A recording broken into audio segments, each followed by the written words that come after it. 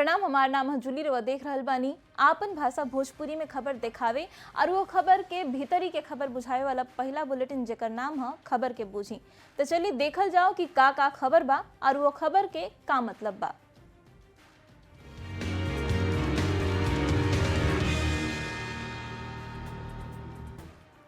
Bulletin में सबसे पहले बात चुनाव के।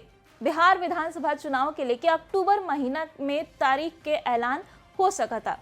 पहला चाहे दूसर का हफ्ता में तारीख के घोषणा हो सकत बा। खबर बा कि दुर्गा पूजा और छठ के बाद पहला चरण के वोटिंग हुई।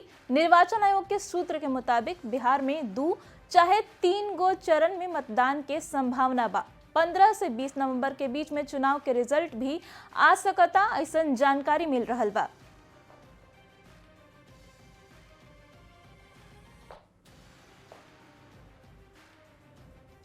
तो चुनाव के संभावित तारीख के अब खबर के पूछ लेल जाओ।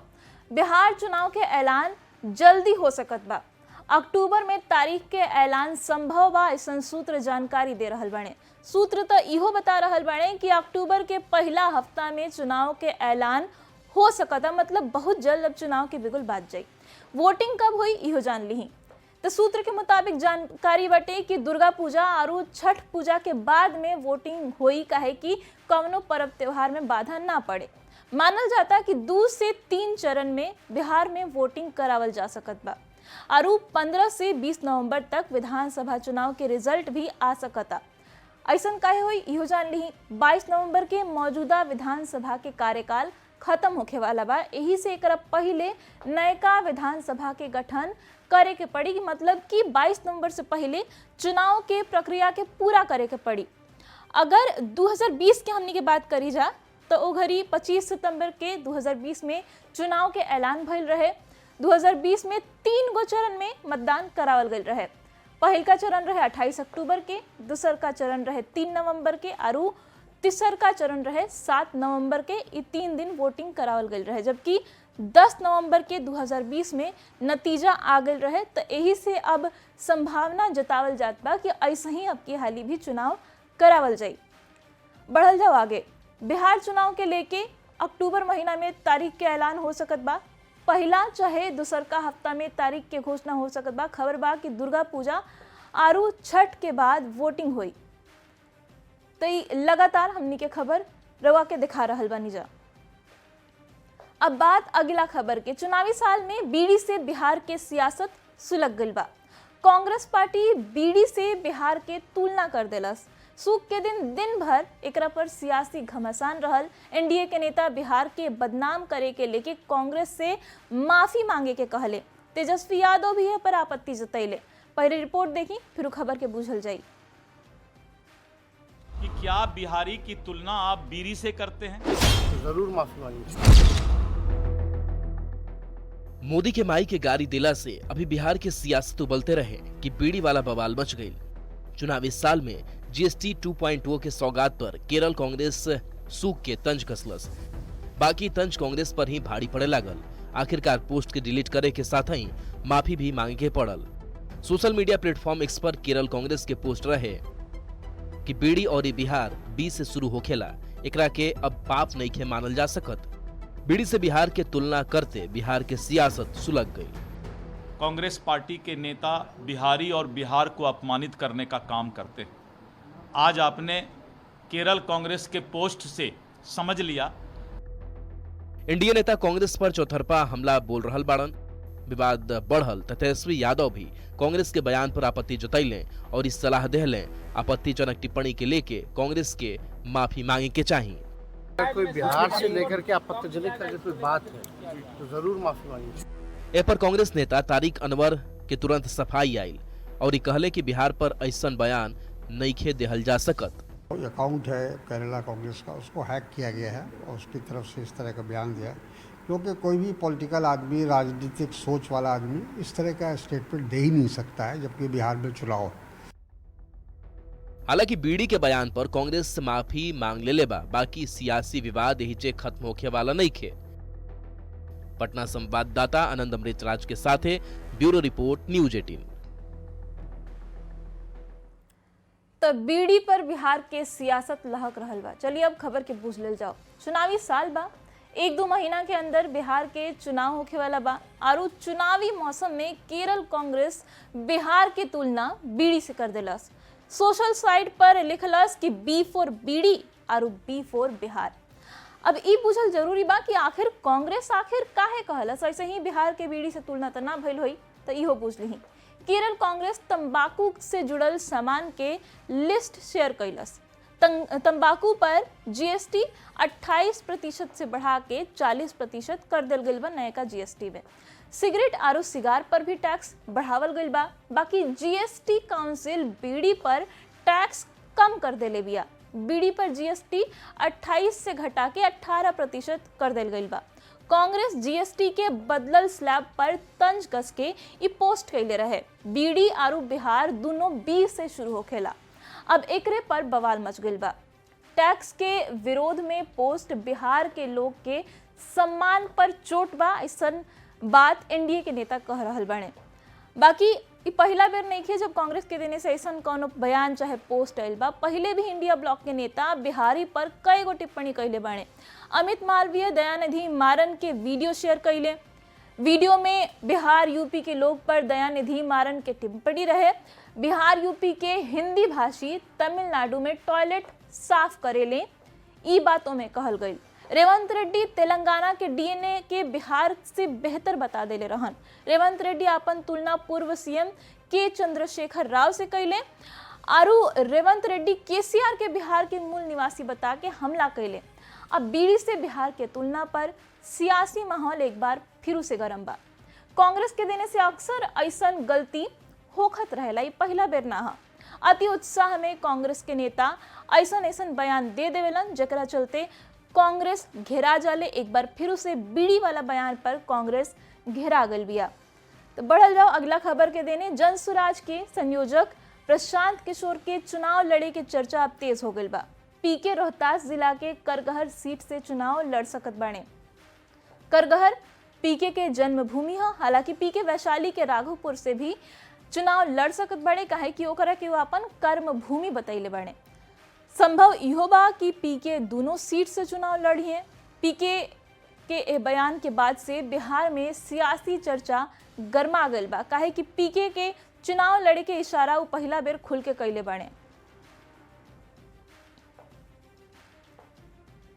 तो पीके चुनाव लड़ सकता ने। अभी खबर में बुझे वाला का बात बाटे, ये बुझ ले जाओ। सबसे पहले रहुआ पीके के चुनावी चाल के बुझी। प्रशांत किशोर पहले चुनाव लड़वावत रहन दोसरा के, बाकी अब वो अपने चुनाव लड़े के फेरा में बढ़न। करगहर सीट पीके के जन्मभूमि है, मतलब ओहिजे के मूल निवासी हवे। राघोपुर पीके के कर्म भूमि है, जहां वो काम कैले बढ़न। पीके दू जगह से चुनाव लड़े के बाद हमेशा कहेलन, वो कहले कि करगहर से वो चुनाव लड़ सकत बढ़न और राघोपुर से चुनाव लड़ सकत बढ़न। करगहर से कांग्रेस के संतोष मिश्रा वहीं विधायक बने, तो राघोपुर से आरजेडी के तेजस्वी यादव जो महागठबंधन के सबसे बड़ चेहरा बने, बिहार में नेता प्रतिपक्ष बने, वो विधायक बने। पीके कहले कि वो राघोपुर में तेजस्वी के खिलाफ लड़ सकता रहे। पार्टी के निर्णय लेवे के हुई फैसला उनकर अपना ऊपर नहीं खे और पार्टी मिल के जौन तय करी उहे उ करी है। अब तनी करगहर सीट के जाति समीकरण का बाटे इहो बूझ ली। तेजा सबसे बेसी कुर्मी आरु ब्राह्मण के संख्या बा, मतलब ई कुर्मी आरु ब्राह्मण बहुल क्षेत्र हटे। अनुसूचित जाति एजा निर्णायक बाटे। वैश्य समाज के वोट भी अच्छा खासा संख्या में बा। आरु प्रशांत किशोर की अगर बात करी जाए तो वो खुद ब्राह्मण समाज से आवेलन। ब्राह्मण बाहुल्य क्षेत्र पीके खातिर एगो सेफ सीट हुई, कहे कि कतनो केहू कुछो कहे, बाकी बिहार में जात फैक्टर कहीं ना कहीं अबहियों प्रभावी बा। करगहर पीके के प्लान के अनुकूल बा कि ना, अब सवाल ई उठेला। करगहर के सियासी आबो हवा से प्रशांत किशोर वाकिफ बड़े, कहे कि ई उनकर जन्मभूमि है। एजा रहल बड़े, एजा के लोग के जानत तारे, यही से एजा चुनाव लड़ल उनका खातिर सेफ हुई। तो अब ई खबर के बाद अगला खबर पर बढ़ल जाओ। बिहार के राजधानी पटना में बहुत जल्द मेट्रो दौड़े वाला बा। पटना मेट्रो के ट्रायल रन शुरू हो गई बा और जल्दी ही एकरा के हरी झंडी भी दिखावे के खबर बाटे। जानकारी के मुताबिक 15 सितंबर के बिहार दौरा पर आ रहल प्रधानमंत्री नरेंद्र मोदी मेट्रो परियोजना के उद्घाटन करी हैं। हालांकि अभी तक आधिकारिक तारीख के ऐलान नहीं कल गई। नीतीश सरकार के ड्रीम प्रोजेक्ट में शुमार पटना मेट्रो के चुनाव से पहले शुरू करा के बिहार के लोग के बड़ सौगात देवे के तैयारी में बिहार सरकार अब लाग गई बिया।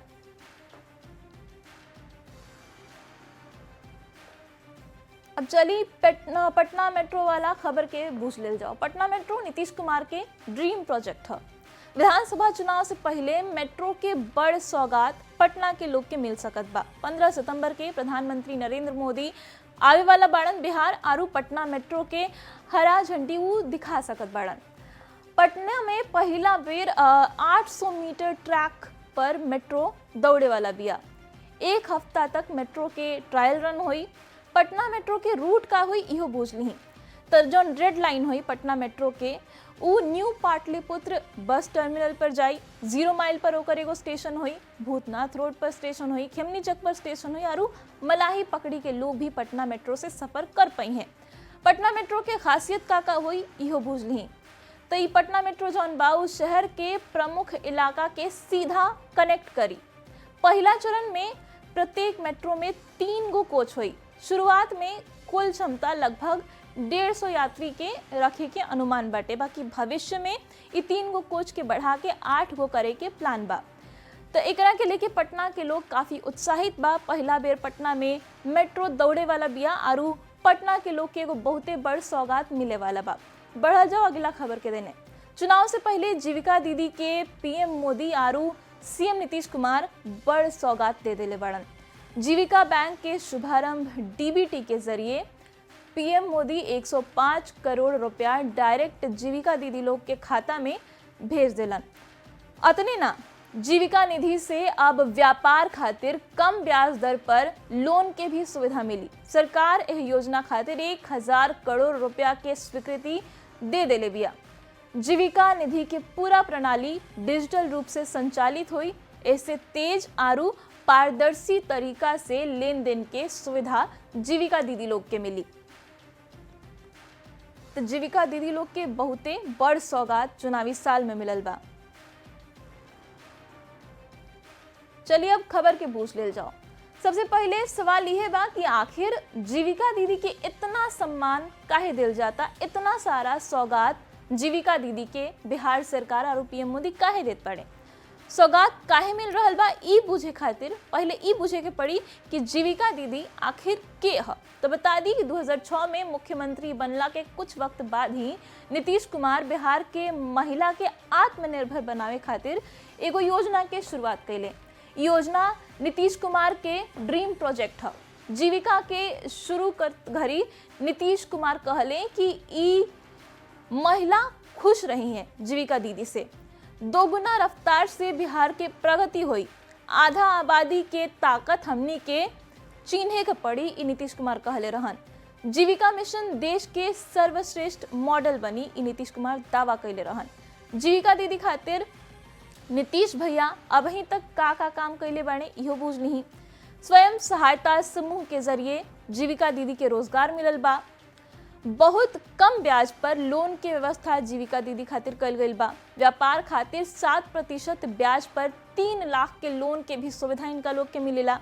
जीविका कर्मी के मानदेय के भी दोगुना कर दिल गई बा। जीविका दीदी के पीएम मोदी के सौगात के अब बूझ ले जाओ।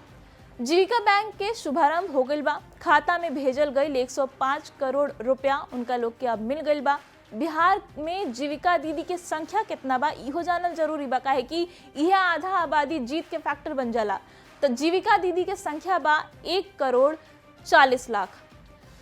महिला वोटर कितना बड़ी बिहार में इहो जाननी। तो महिला वोटर की संख्या बिहार में बा 3 करोड़ 70 हजार, जेकरा में से जीविका दीदी 1 करोड़ 40 लाख बड़ी। महिला वोटर में 40% से बेसी जीविका दीदी बाड़ी। जीविका दीदी के बड़ वोट बैंक नीतीश कुमार के सपोर्टर मानल जाला, उनकर साइलेंट वोटर मानल जाला। मतदान में भागीदारी केकर कितना रहेला इहो जान ली। तो 2010 के चुनाव की अगर बात करी जाए तो इस चुनाव में पुरुष मतदाता की भागीदारी 53% रहे, जबकि महिला मतदाता आगे रही। 54.5% इनकर भागीदारी रहे। अगला चुनाव जब भयल 2015 में तो पुरुष मतदाता के भागीदारी रहे 51.1% और महिला मतदाता के भागीदारी रहे 60%, मतलब लगभग 10% बेसी। 2020 में पुरुष मतदाता के भागीदारी रहे 54.6% और महिला मतदाता के भागीदारी रहे 59.7%। महिला के बेसी वोटिंग के रिजल्ट का रहल इहो जान ली। तो 2005 में नीतीश कुमार के सरकार बनल, 2015 में, 2010 में और 2020 में नीतीश कुमार लगातार मुख्यमंत्री बनत रहले। चुनाव से पहले जीविका दीदी के पीएम मोदी और सीएम नीतीश बड़ सौगात दे देले बाड़े और एकरा के लेके अब इहे कयास लगावल जा रहल बा कि एकरा से का फायदा मिली एनडीए के और का ना मिली। तो बढ़ल जाओ अगला खबर के देने। बात अब राहुल गांधी के हाइड्रोजन बम के। बिहार में महागठबंधन के वोटर अधिकार यात्रा के बाद राहुल गांधी एगो विस्फोटक बयान देले। वो कहले कि पहले हम एटम बम फोड़े रही, बाकी बहुते जल्दी हाइड्रोजन बम आवे वाला बा, जेकरा बाद सियासत लहक गई। बीजेपी भी राहुल गांधी के बयान पर पलटवार कैलस। पहले बयान सुनी फिर खबर के बूझल जाई।